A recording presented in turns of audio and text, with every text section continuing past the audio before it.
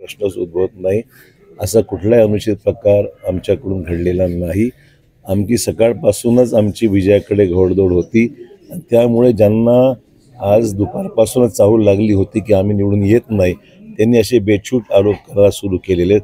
उलट booth capturing या ठिकाणी बूथमध्ये घुसून ऐनवेळेस काय मतदारांना मतदान करण्याकरता प्रयत्न केला गेला. इथे पोलीस प्रशासन इथे आता दखल घेतलेली आहे. त्याची पूर्ण CCTV सुद्धा आम्ही मागितलेला आहे आणि आमच्याकडून असं करायचा प्रश्नच उद्भवत नाही. मग असे बेछूट आरोप करण्यापेक्षा काही पुरावे असतील किंवा काय असेल त्याने बोलावं, पण हे सगळं बेसलेस आहे. निवडणुकीच्या संपता अशा ज्यांना जे दिसलं की आता आम्ही निवडून यायची शक्यताच नाही आहे, अशा प्रकारचे आरोप त्यांनी केले. कोणालाही डांबून ठेवण्याचा प्रश्न भाजपच्या कुठल्याही कार्यकर्त्याकडून अजिबात झालेला नाही. सर, काय घटना घडली आणि काय प्रकार? काही मेजर घटना नाही. हा बूथ नंबर 54-55 याबद्दल माहिती मिळाला की काही लोक आलेला आहे आणि थोडाफार कन्फ्युजन होता की ते उशीर आलेला आहे किंवा कसा. ते हा बेसिकली जे जोनल मॅजिस्ट्रेट असतो त्यांचे डिसिजन असतो की कोण किती वाजेपर्यंत अलाव करणार आणि कोण पॅरामीटरचे आतमध्ये आहे. जे आतमध्ये आलेला आहे, ज्यांना स्लिप भेटलेला आहे ते वोट करणार कधी टाईमपर्यंत.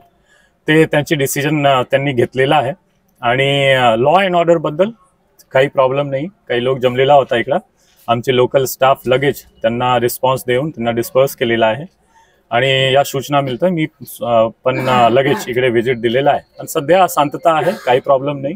जे जोनल मॅजिस्ट्रेट आहे, ROचे रिप्रेझेंटेटिव्ह, त्यांनी एक डिसिजन घेतलेला आहे आणि ओव्हरऑल नांदेड डिस्ट्रिक्टमध्ये जवळपास सर्व शांतता मध्ये हा एक लोकसभा आणि विधानसभा जे सोबतचा चुनाव होता जे झालेला आहे. इकडे पण काही जास्त प्रॉब्लेम नाही. सर, काँग्रेस उमेदवारांनी आरोप केलाय की मतदारांना भाजप कार्यकर्त्यांनी डांबून ठेवलं, त्यामुळे हा गोंधळ झाला. नाही, आरोप जे आहे त्याच्यावर तो चौकसी होणार.